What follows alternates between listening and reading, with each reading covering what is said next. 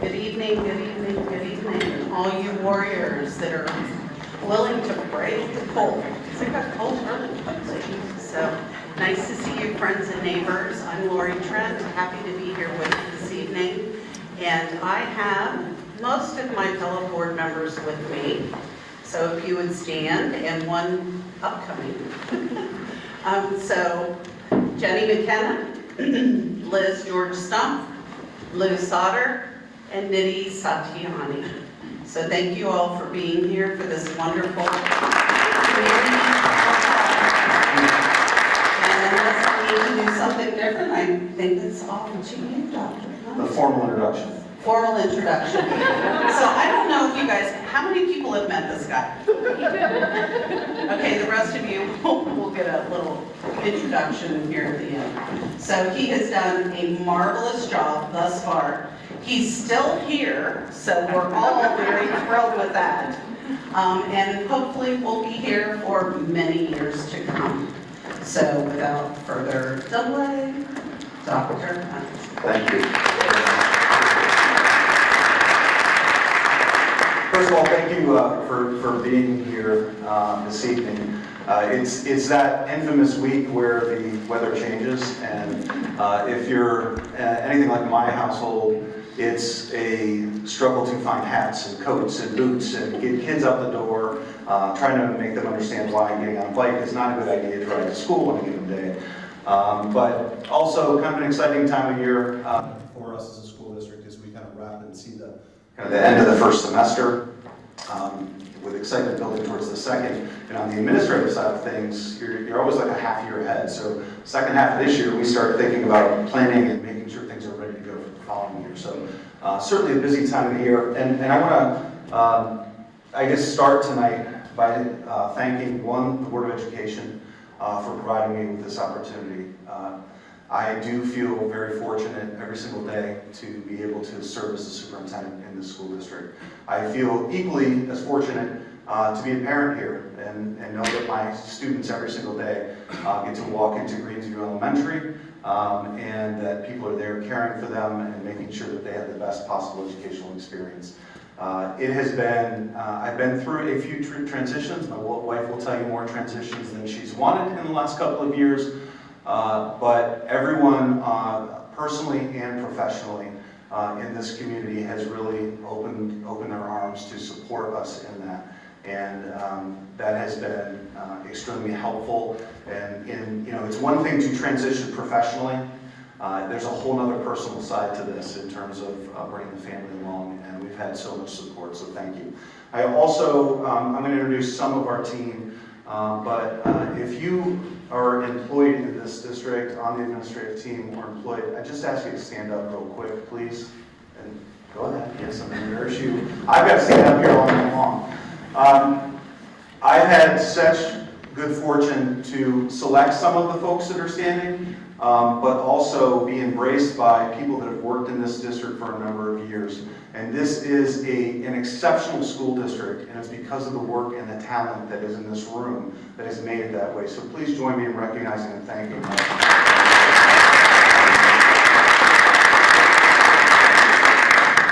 I promise that's the last time I'll embarrass you.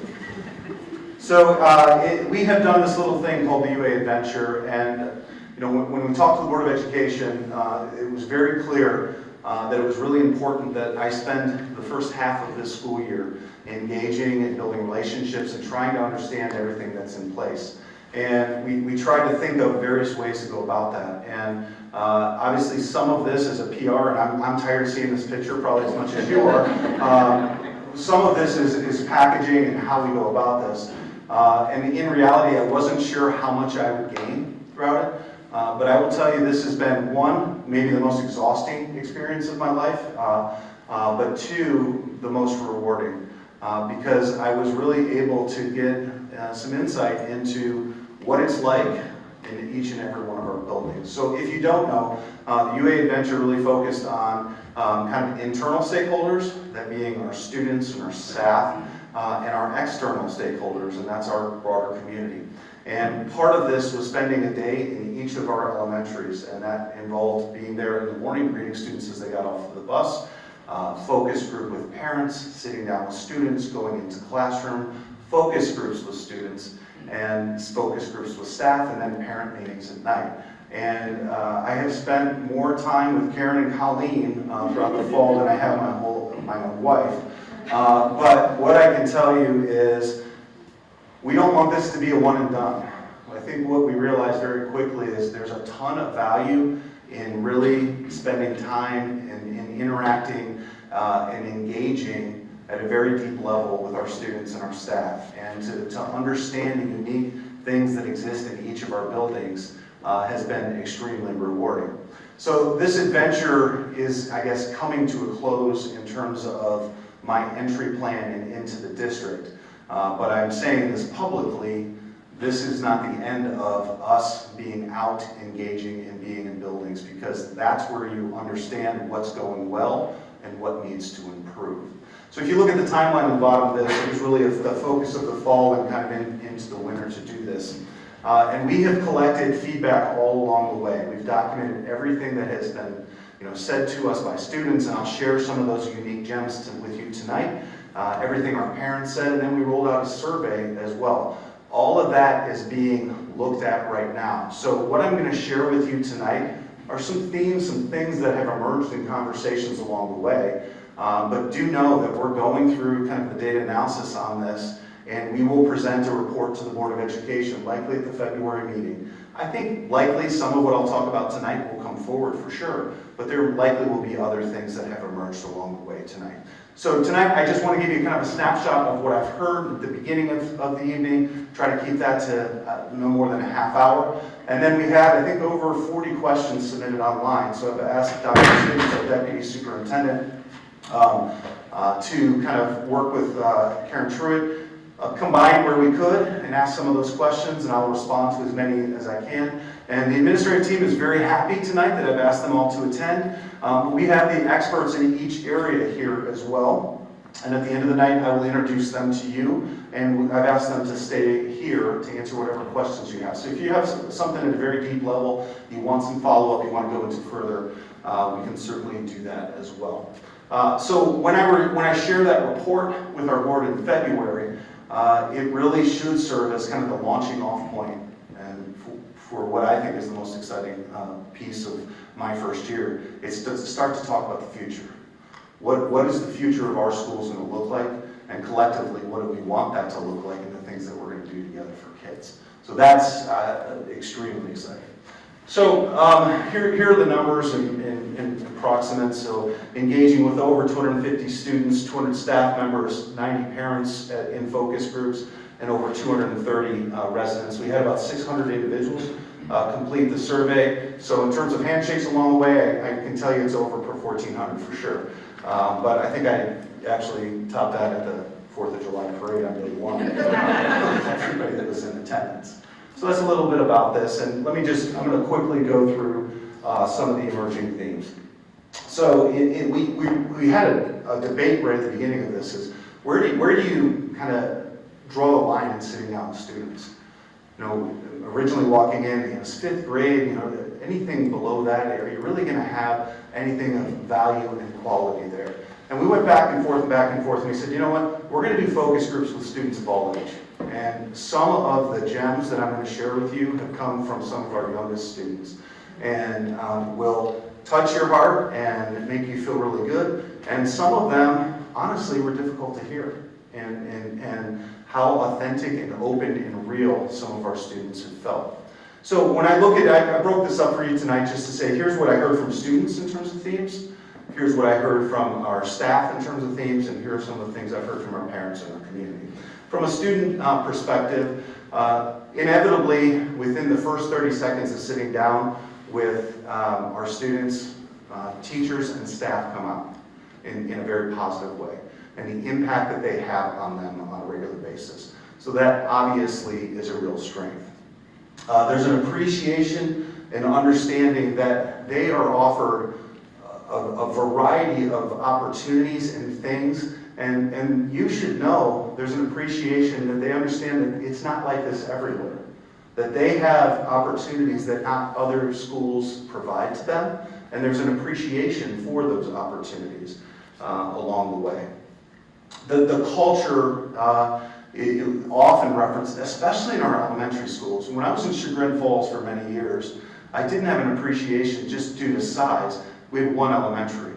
I went to Barrington that had 9 of them, and I quickly realized each elementary school had its own personality and culture in and of itself. And it's not a bad thing that that exists. And that's the truth here. Each one of our elementary has its own personality, its own feel, and its own culture. And it's fostered and developed in its own way. And understanding of that and how we approach things, I think, is going to be really important as we move forward. A strength in terms of from our student perspective, again, there's an appreciation for what this community has stepped forward and provided. They understand the facilities that they get to walk through every day, interact with, and the flexibility of space is a real benefit. And I always use my son, and some of you have heard me speak too much, so you hear the same stories over and over again, but I use my son who's in 2nd grade as an example. We have to drive by Greensview Elementary to go to soccer practice about, I don't know, it feels like 6 times a week. But when we drive by Greensview and there's this landscape van with a big X on it, and that's the Explorations Program van, the STEM program, he jumps up, he cheers, he's excited because tomorrow is STEM. So students talked a lot about the Explorations program is a real positive. And when you dig into that conversation, why is that so engaging? Why do you enjoy that? It's that hands-on, problem-solving, collaborative, working with my friends, feeling challenged, there's not one right answer type of educational experience that they truly value and it excites them. So that came out as a strength. And here are some of the quotes, and these are the ones I hope pull at your heart a little bit. This is one of my favorites, and these are direct quotes from our students. But one of our students said, being at school, and this is actually the right school with the t-shirt on, so we'll get it away. Being at school is like being at a 6-hour play date with your friends. Another student said, the best thing is the looks on the teachers' faces when you see them and you walk in every day. Another student, we have a lot of extracurriculars and a lot of sports and other schools don't offer. We have a lot of clubs, a lot of variety and options for classes you want to take. So those are some of the things that we heard from students in terms of strengths. In terms of opportunities for improvement, the Explorations program, when the district put that in place, it actually pulled FTE or teachers from our middle school to structure and make that program happen. Maybe an unintended consequence or an opportunity for improvement there is it impacted the related arts wheel at the middle school. In both middle schools, in almost every student group I talked about was they have this passion for tech ed and life skills and wanting to access those courses, and they don't always get the choices they want. So what opportunities and what access can we provide in terms of middle school electives? Decrease in bullying and an increase in acceptance.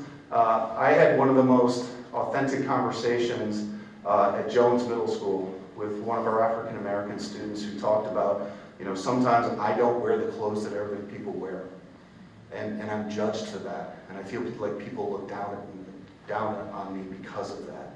And it was a very real and open moment in which she felt like we can do a better job. She didn't use the word bullying, but she said we can do a better job in terms of how we accept each other in our schools. This is going to come up whenever you talk to students. They want more time for lunch, they want more time for recess, for sure, along the way. And then the facilities for an opportunity for improvement, kind of opposite, those students that are not in our newer buildings have a desire for an improvement in our middle schools. And then this idea of flexibility and choice. When I started to talk to them about the things that they enjoy from a teaching and learning perspective, it wasn't do you enjoy this class or that class, it was more about tell me about learning experiences that are going on that you really engage with. And it really came down to when I have choice, and it's not openness that I choose whatever I want, but when teachers provide me alternatives, options, and choice to solve problems, and I have flexibility in how I go about that, they seem to be more engaged. So here's some of the opportunity for improvement quotes. Some kids don't ever get to do the tech ed and life skills, that was the middle school specifically. It's very annoying to get around the building. It's like IKEA or something. So I've never been to IKEA, but everybody who reads that thinks it's hilarious. And then I've seen people getting teased and pushed into lockers, and people act like it's fine, but you know that it's not really fine. So that's that call out that we have work to do. Staff themes in terms of strengths. Almost every building talked about their environment as being a second home. That's how they feel when they come to work every day, and they identify their colleagues as a strong support system along the way. There was that support that also led to wanting to help others. So conversations about paras and aids and how we schedule and those things came up. Support for our students. The part of the Explorations program, putting STEM in our elementaries, provided a window of time for us to implement MTSS, in which, I will not go into the weeds, but essentially it's opportunity for us to identify needs of students and provide interventions and supports for them. And that has been very well received by our staff, and they feel like it provides the time, finally, for them to work with data, to understand students and their needs, and put necessary interventions in place. There's an appreciation and understanding from staff that this is a supportive community, one that can be challenging and wants to be engaged, but that they care about kids and they care about what is offered here, and they appreciate that. They identified the academic program as well and the opportunities for students, as well as the plethora of professional development opportunities that were provided. So that's what we heard from staff, some of the quotes along the way. There's not a day that someone isn't checking in on or being or cheerleading or just being there. It is a family. We start with heart and look at the whole child. So looking at our values as an organization. When you hear people in the organization using those terms, that means the values are real and that they're at the core. And then our schools are the pride of the community and the driving force of why people live here. Staff themes or areas for improvement, clarity and direction in terms of our diversity and equity work, additional pathways for students. There was a lot of acknowledgement and recognition that we do a very good job preparing students for college. And the evolution of where is college going, and how are we preparing students for other options seems to be an area and a real opportunity for improvement there. And pathways can mean a lot of things, and I'll probably talk about that along the way, so I'll leave it there for now. Schedules specific to the middle school related arts, and then kind of rebuilding this sense of trust. And I get a sense of that coming from the variety of issues that have gone on over the last 3 to 5 years, from COVID all the way through. Every community and every school district is in that period of healing and coming back together. So a couple of areas or quotes from staff. There isn't a proactive message saying what we believe and are going to do as a district. So I think I'm calling out for where are we at with our strategic plan. It's served us really well. Let's articulate where we're going, put that North Star out there, and let's go after it. More focus on kids finding what they like rather than focusing just on college, and hitting the reset button and move forward in a very positive direction. Some of the parent and community themes, and this came across with staff as well, and you really get a sense of this, that the school district is the center of the community. It's the heart of what we are as a community and an area of pride. That our staff and our teachers care about students and they're here for the right reason. Staff certainly recognize the commitment this community made in that phase 1 of the construction and the facility improvements, as well as the extensive programming that exists. Some of the parent quotes: there are so many opportunities to excel in a wide variety of areas, from academics to athletics to performing arts and more. And our teachers, they're simply the best. So opportunities for improvement that came from our community and supports. Access to information, this idea of communication, how many communications you get, the website, the navigation of that, direction for DEI and clarity in that work. Academic achievement, the narrative on where are we at from an achievement standpoint and rankings and things of that nature was part of the conversation. Onboarding for new parents, and we've actually done some things to try to help this already, but just navigating, getting into the schools, into the community, and feeling supported in that from the school's perspective.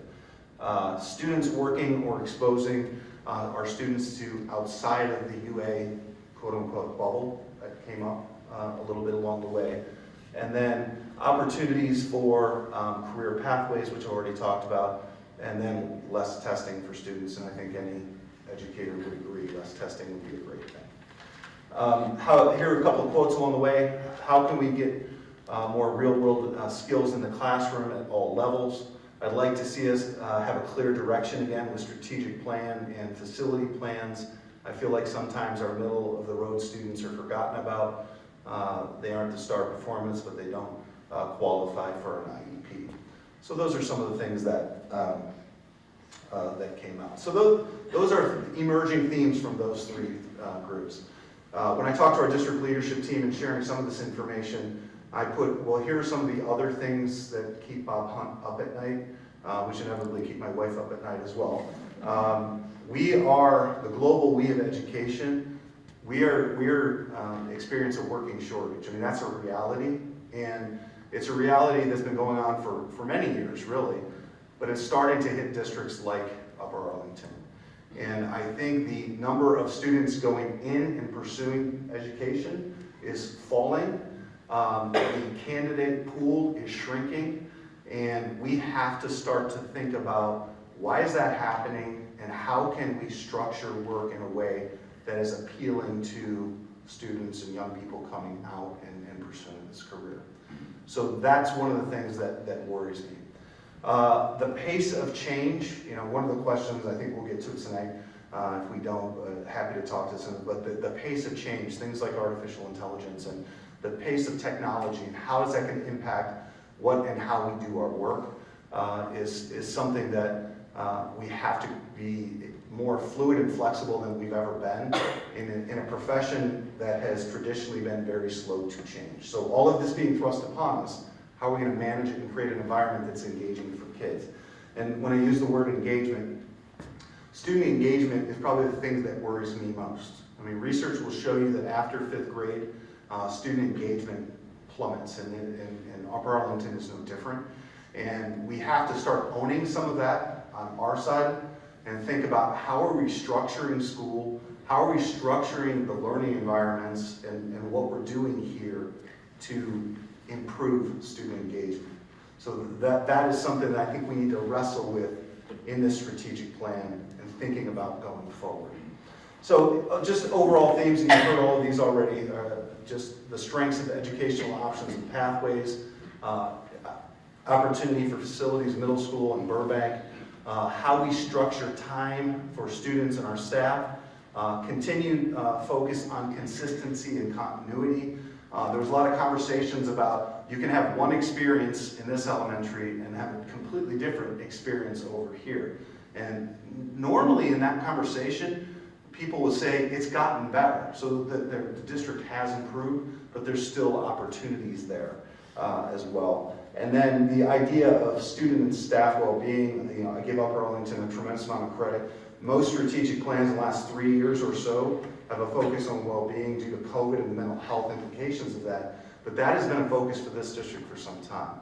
And that is very real and necessary work going forward. So if you were to ask me, where do I think what pulls forward and continues, I think this area of well-being is going to be really important moving forward as well. So just a reminder, we'll go through this data analysis. We'll formally present the results of that to our board in February. We'll talk about some potential areas for priorities. We'll ask our board to give us feedback and give us some input, and then we're going to launch in to strategic planning from there. So that's a little bit about the adventure. I stayed within my time frame. We had about 40 people, 41 questions submitted to the district, and I asked that we try to combine what we could tonight. We'll certainly answer the ones that we can, And again, we'll have opportunities to chat afterwards as well. Someone stole my water. Thank you. So I'd like to introduce Dr. Stephanie Siddons, who's our Deputy Superintendent.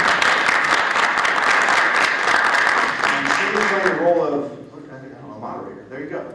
Yes, good evening. Other duties as assigned. That's right.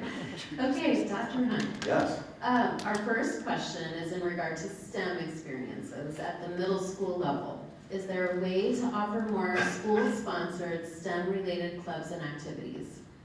Yeah, so I think some of the questions on, is there a way to do X, Y, and Z? There's always a way. There's just implications to that. There's staffing, there's dollars, and so those things play in. But I would say that the move towards explorations provided a great deal of opportunity for our students in the elementaries from not only a STEM education perspective, but from an MTSS perspective. And we do need to start that conversation about what is next for the middle school. So yes, there's opportunities there. Yes, those conversations are already started in the organization, and I think certainly will build out as we look at moving forward. I think the other thing I would say there is, you can take STEM and say, okay, we're going to teach it over here. This is STEM time. But if you truly want to do this well, those concepts and that teaching is happening in all kinds of content areas everywhere. So for me, it's more than, let's just plug in a program and say, okay, that's our STEM program. I think there's a larger initiative that we should consider as we move forward. Thank you. We had several questions about school safety. So could you please share about the district's approach to safety and how do we ensure that safety stays top of mind? Yeah, so school safety is kind of at the foundation, and it needs to be kind of the first and last thought every single day, because if we don't have that taken care of, and if that's not our number one priority, we're really missing the boat. My dissertation really focused on mass casualty incidents in school settings. The district, I would commend the district as a comprehensive approach to school safety. I mean, there's the hardening of facilities and the structures that are in place. Obviously, with the new renovations, those things have been thought of. I know we've gotten some security grant money. We've made some additional investments in safety. We're looking at our middle school Burbank right now with a passive entry. So we continue to look at those kind of those hardening measures. But that can't be your sole focus, because honestly, the best approach is all around culture building, inclusive environments, interventions, mental health supports, and all of those things exist here, but it's got to be a constant commitment to those. We rolled out, and I see Matt Jordan 2.0, we call him back there, helped and really took the lead on rolling out Safety Week. And it's just an attempt that, in my experience, too often safety is reactive. So a big event happens somewhere, let's do a big get together with staff and we'll pay some attention to it and then go away. We want to try to put systems in place that we're constantly thinking about and reviewing school safety. So a lot of that exists, and I think will continue to be a focus as we move forward. As a follow-up, we also had questions about the district's partnership with the police department for school resource officers. Is that a question? I'm just like putting somebody else on the spot for a change. Could you comment on that? So you think I did a better job knowing what the questions were, but yeah. So my experience with school resource officers, you have to really evaluate what it looks like locally. And what I would start with here is the relationship between the city and the school and the public services that exist is second to none in my experience. The communication, we have issues with students on weekends. I'm getting text messages from Steve Shoney. There's a great deal of collaboration and communication. If you look on the research side of school resource officers, you can find some things that do not play out well. My experience is you got to evaluate it locally. And school resource officers really it's a relationship piece. It's as much or more about being proactive, having our students feel comfortable around resource officers, being able to report, having them help us with interventions and planning and school safety initiatives. That type of relationship is extremely powerful, and I think exists here from at least my initial assessment of things. Transitioning to another topic, the district has had both positives and negatives in its past regarding supporting students with dyslexia. How do we plan to ensure none of these students or other neurodiverse learners are left behind? Well, I think, first of all, I get the opportunity to work with really great people at all levels of the organization, and there is not one here that isn't committed to trying to do what is right for every child. We've overused this term of personalization, but the reality is that's our ultimate goal, is understanding every and each kid where they're at and being able to move forward. Specific to you mentioned dyslexia and neurodiverse students. I've never been a fan of state level pushing down legislation on schools. I think schools are best when the communities are making decisions about what they look like and what they should be doing. But with the House Bill 33 and the legislation around dyslexia and the science of reading, I support it wholeheartedly because it's the right thing for kids. And I think we probably need to do a better job when we look at what is being legislated and the work that is in place and have already been done. When you look at our K-3 teachers have already been through the science of reading training. There's a plan to document as new teachers come in. There's a plan in how we're going to get to the rest of the staff. We are so far ahead of other districts, and that doesn't mean we're satisfied, but you should celebrate when you can in this profession, and there's a lot of great work, and it's backed by the governor and the supporting, saying this is the most important, this is best practice, and that is where we have already been and where we will continue to go. So I feel really good about that work. In what ways does the district support students' mental health and the impacts that might have on their learning? So Denise will, could attest to this. One of the first things I sent over to her when I was in Barrington, we could not find mental health professionals.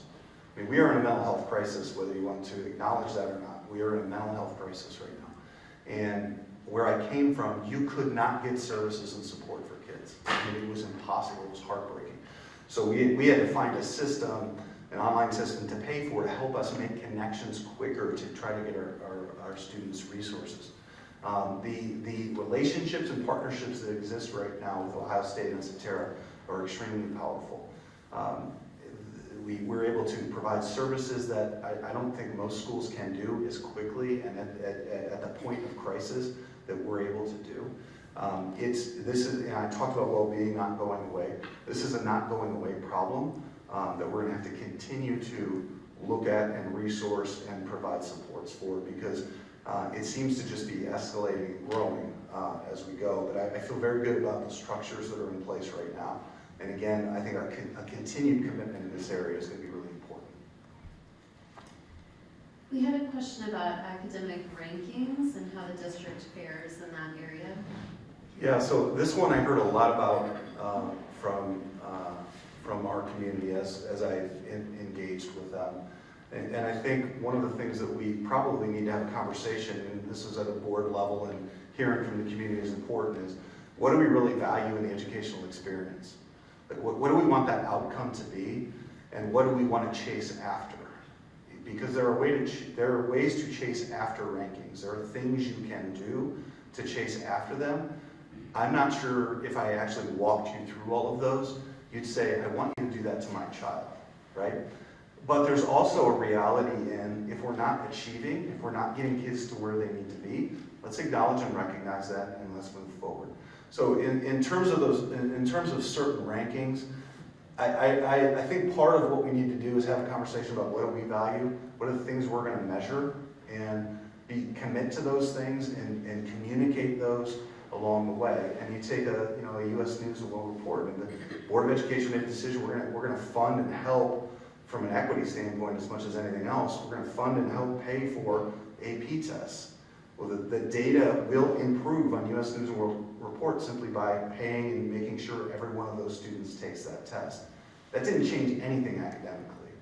It just got more students to take the test. And there are things you can do with all of those rankings to, play it. But I think it's important we do what's right for kids and determine what are the metrics that we value, and then be honest about how we're doing in those areas.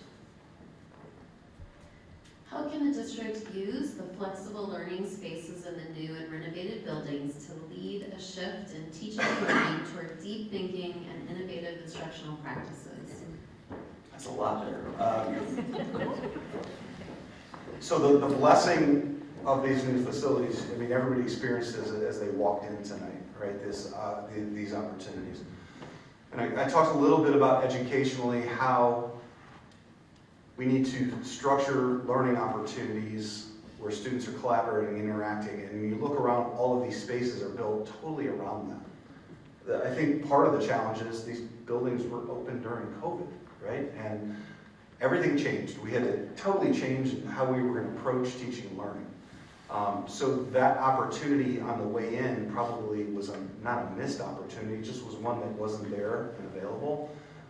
So I think as we think about things like our profile of an engaged learner, which articulates the skills and competencies we want to develop in our learners. If that's truly our North Star, if we truly believe it, if it's more than just something that hangs on a wall, we're going to start creating learning experiences that promote those skills.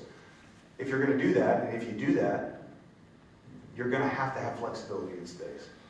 So I think that's how I would answer that question, is designing instructional opportunities around curriculum that provide for those opportunities and push into those spaces. One, and then two, I can now say, I've been out, there's a lot of people utilizing space in a very creative way here. It is happening. And can we improve? Can we continue to grow in that area? Certainly. What can we do to better meet the needs of students who are identified as gifted but do not meet the criteria for gifted instruction?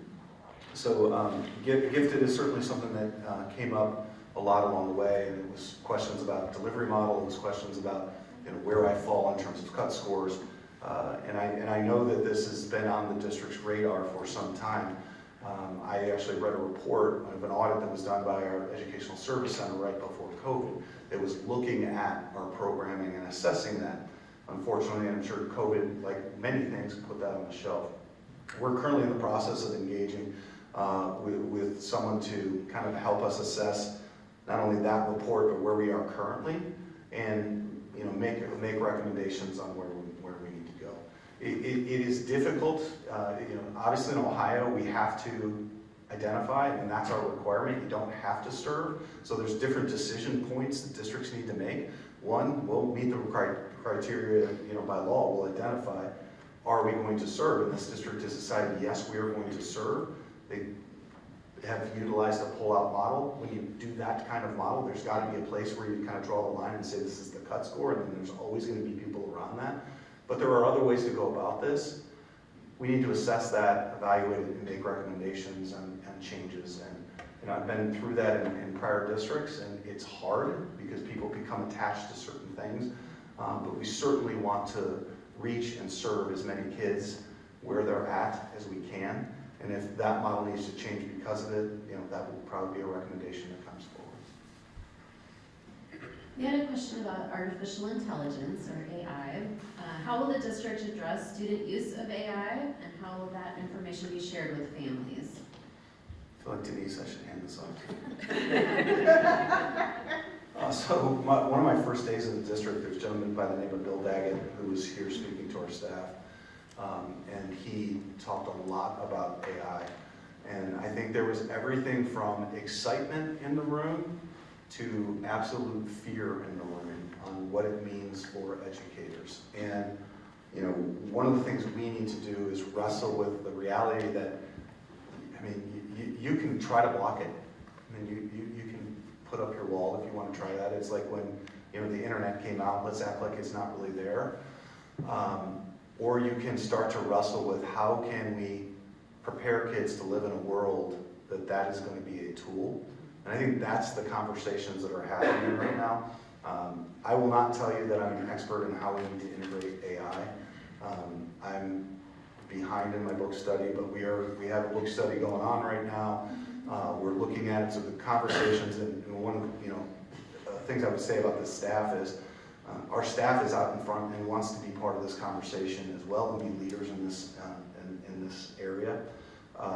I don't have the answers on how and what it should look like, but I can tell you that I think there's opportunities when we talk about personalization and how we can personalize education. You can actually leverage AI to help you create lessons, to assess and give students feedback in a very quick way that we should be able and probably will leverage moving forward. I think everyone immediately goes, well, the 5-paragraph essay is now dead, and how are you? Okay, let's move beyond that. I mean, this is a formal English teacher. It takes me a long time to get past that. But once we're there, it's how do we teach students to use this as a tool?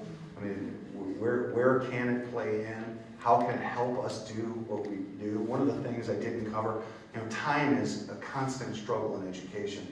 Not enough time on instruction, not enough time to work with all the data that we have, not enough time to grow professionally. If we can leverage AI to give us more time, that's a win. So that's how we need to approach and think about it.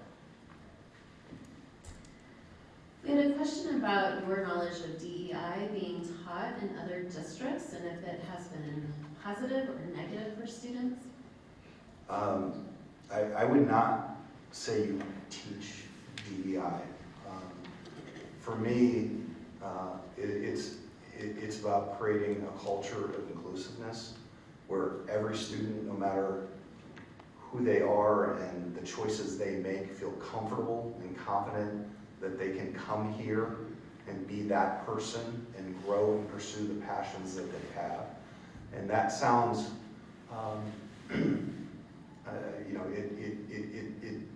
it's cultural based. And when you look at DEI work, I think building a culture where bias doesn't exist, where students see representation of who they are and what they want to be and what they're provided, all of those things are the work of DEI. It's not a curriculum that you pull off a shelf and say, I'm going to teach you DEI now. We have a couple of questions related to school-age childcare, or SEC as it sometimes goes by, and if there is a possibility of expanding the capacity of that program. So SAC came up a lot in conversations and specific to waiting lists and how do I get in and serving. And one, our core work is, the students during the school day and what we can offer. But we also realize this is a benefit for our parents and a reality for some of our parents needing support and help to be able to live in our community. I guess just be transparent, and I don't have enough knowledge base in terms of what the requirements. I know there's square footage requirements and how many students you can have in space. For me to commit to say, well, we'll look at other spaces and I can't do that. I can tell you it's enough of a conversation that we need to look at how we're offering and what we're offering and see if there's opportunities for improvement. And I think that's about as far as I could go with it. Is there a possibility of starting global language instruction earlier, like in elementary school? We should have organized these. Yeah, so this goes back to STEM. Anything is possible. It's just, what's going to go during that time. What's the resource, commitment to it, and what model do you want to use? I know that the district has already started the conversation about what do other schools do and what are other schools offering in this arena. I personally have experience with offering it as an elective, kind of on the related arts wheel in the elementary schools. I have experience with a full inclusion model where students are immersed in a language, K-12. There are pros and cons to everything, but this is another one that's come up a lot and probably is going to require some research and conversation as well. Is it possible? Is it doable? Absolutely. It's what are the implications to the schedule? What does it take time away from, and how you integrate it? And then what are you really trying to achieve in that?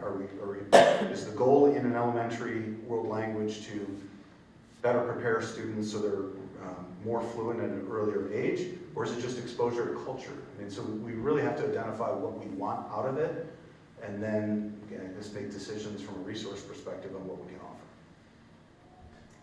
Okay, we have a couple more questions. What is the district doing to address and support the rapidly increasing number of English language learners, particularly families who have little to no English language acquisition? Yeah, so probably one of our, where's Matt Jordan 1.0? One of my first meetings from a staffing perspective on, okay, what are the challenges that we see here? How we staff gifted, that's a challenge, right? So that came up. And EL, our numbers are growing, and how we serve those students is growing. So we have continued to staff in that regard. I know our technology department has been working to bring tools to the table to better assist students. But our community is changing in from a diversity standpoint, and that's a great thing.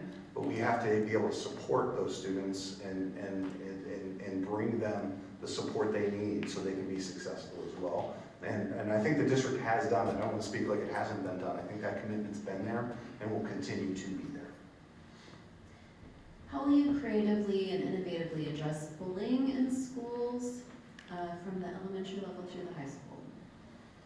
Creatively and innovatively. Or one of it?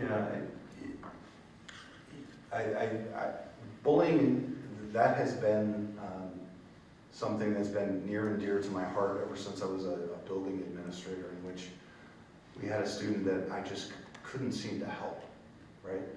So it's, for me, and this person asked about where I guess I am at with this, I think there just has to be an absolute zero tolerance to any type of behavior that falls into that category. And we often wrestle with, the Board of Education has to approve, I think, twice a year, a report on bullying and harassment, and it's a very specific definition, right? So when you see a report at the board level and there's one or there's two, I think it sends the wrong, like, oh, it doesn't exist. Like, the reality is some of these things are happening, our kids are doing some of these things, and from a programming standpoint, a culture standpoint, I think that it's something that we have to be diligent about and consistent with. I was so happy to hear that the district had made a commitment to integrate responsive classroom when I came here. And there's been a lot of work done. I would love to say, oh, I brought it here. I've had a great deal of very positive experience with that program from a culture building perspective. So it's not innovative because it was already here. Unless I can take credit for everything that's here, I will. I will say I wholeheartedly support that. I will make recommendations to continue to integrate that, because I have seen and watched culture change a very negative environment for kids into a very positive environment. And if you do it in the K-5, you hope it grows from there. I think maybe we do need to have some conversations about what does that program look like as it goes forward. And that might be, I'm trying to fall into the innovative bucket here. Looking at it from a middle school and high school perspective is probably a conversation we need to have. Dr. Hunt, I think we can turn it back to you for wrapping up. And okay. So first of all, again, I want to thank you for coming tonight, and want to be respectful of your time with the temperature. I called my dad on Tuesday to complain that it was really cold in Columbus, and he had 13 inches of snow in Cleveland, so he trumped me, and I feel good that I moved south along the way. When I talked about the people that work here, I have the opportunity to work with a phenomenal team, and all of their names are here on the board, and they are all here tonight. So I'm just going to ask really quickly if you can wave, and I'm going to point out their name and their title, and if you have a question specific to an area, we're all going to be out there. We're happy to hang around as long as you want to chat about a specific area. So if you could just, where's Greg? Greg Thompson. Greg is Chief Operating Officer anything facility related, operations, transportation, SAC. We'll throw a few more things in his title. Denise Lutz, Chief Excellence and Engagement Officer. One of the things I think we need to communicate more about, Denise has served in a variety of roles in the district and led technology for a long time. She has really stepped forward and picked up a lot of the work in terms of our DEI assessment and that's going on in the district. And we have backfilled and provided her technology support so that work can continue. So any questions in those arenas, please feel free to see Denise. Keith Pomeroy, Chief Academic Officer in the back. So anything academically, pretty much every question he's going to probably tell me I answered incorrectly when we're done. Keith can help you there. Chief Talent Officer Matt Jordan. He's really handsome because he gets all the time that he looks like me. We won't stand next to each other out there, but if you have a complaint for Bob Hunt, that's him back there. One of the recommendations I made to the board was modifying the job description a little bit. I believe HR should not be that dark place you go all the time. It should really be about talent acquisition and retention and the environment that we're trying to create for our staff, and Matt's leading that work. Andy Geisfeld, our Chief Financial Officer. Everyone knows Andy because he never was able to get out of the Burlington schools. No, I've worked with a lot of financial folks in my career. Andy is one, and I would just say he gets it. He understands the mission and what we're trying to do for kids. He's very responsible in terms of our finances, but also is really engaged in wanting the best possible program for our students. So I've really enjoyed the opportunity to work with Andy. Anything financial, facility, past history, all of that, Andy is the go-to guy and can answer any questions there. We've got Jacqueline Engel, Dr. Engel in the back. She is running our student services office, so all special education, gifted education questions can go to Jacqueline. We've got Laura Mickens in the back. I'll say it publicly now. All the financial questions that you ask Andy, he's going to turn and Laura's going to answer. So Laura's assistant treasurer. Then Karen Truitt as well, communications officer, and then obviously Stephanie Siddons, deputy superintendent. I want to thank, we've got other administrators here, so I want to thank you for coming. I don't want to select you because I'm going to forget somebody along the way, and that won't be good. And I also know our new board and our current board are very happy to engage in conversation with you. So if you have something for a Board of Education member, they'd be happy to. So we're gonna end the formal portion of this program, so I can take the microphone off and we can turn that off. And we're gonna head out there and happy to answer whatever questions you have. So thank you so much for being here tonight. It's very much appreciated.